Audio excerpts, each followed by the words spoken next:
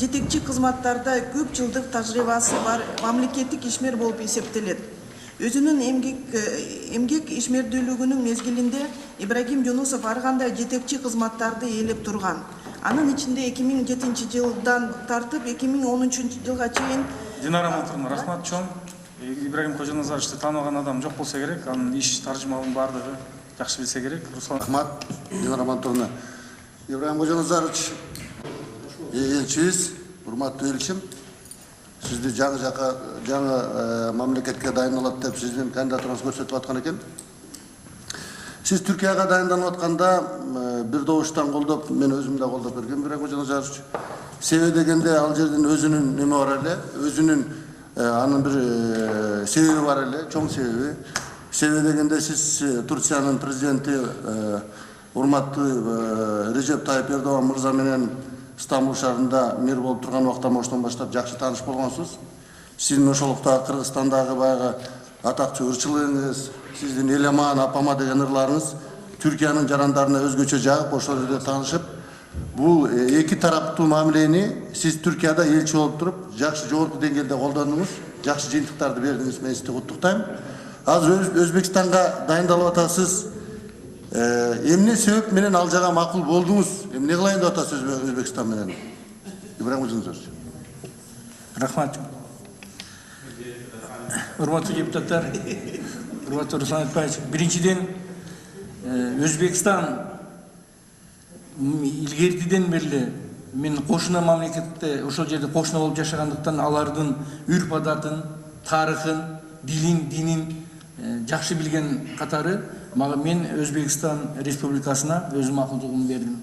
Биринчиден, экинчиден ал жердеги көйгөйлөрдү мен кичинекей бала кезимден баштап билем. Себеби алар менен чогуу ойгомун, бирге өскөнмүн. Ошондуктан дагы болсо керек, мен үчүн бул жат мамлекет эмес. Рахмат.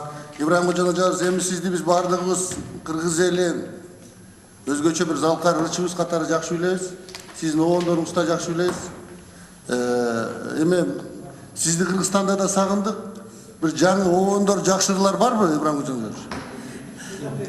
Жакшы ырлар көп эле, бирок ырдасаң, ырдап эле жүрө береби деген сөз чыкпасын деп коркуп атабыз.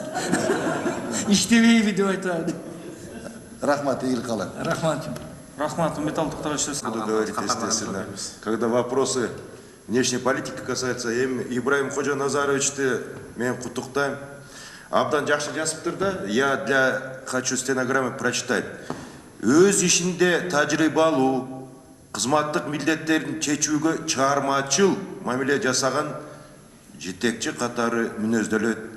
Ишенип тапшырылган бардык участоктарда чоң натыйжалуулук менен иштейт. Жакшы уюштуруучулук сапатка ээ. Сизге ийгилик. Рахмат.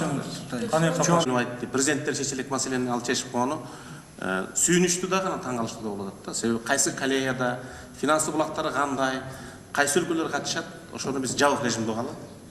Бул бир министр чечип койчу маселе эмес. Аталган маселе боюнча Ибрагим Кожоназарович өзү посолдор жакшы билет. Өзүнүн өлкөсүнөн посол болуп, өзүнүн өлкөсүнүн президентин алып келиш дипломатияда бийик деңгээлдеги жетишкендик болуп эсептелет да. Акыркы бир жылда биздин президент 3 жолу барды окшойт. Андан бөлөк мен билген маалыматтар жанагы биздин саламаттык сактоо министрлигине 100 квота берген.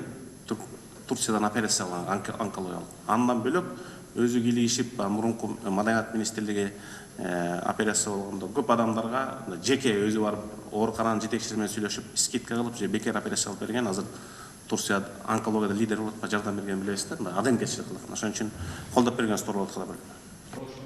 Колдоганыңыздар үчүн Кудай буйруса уят кылбаганга толук аракетим жасайм. Маселелер бүттү. Ар кандай маселелерге калып берсеңиздер, урматтуу коллегалар.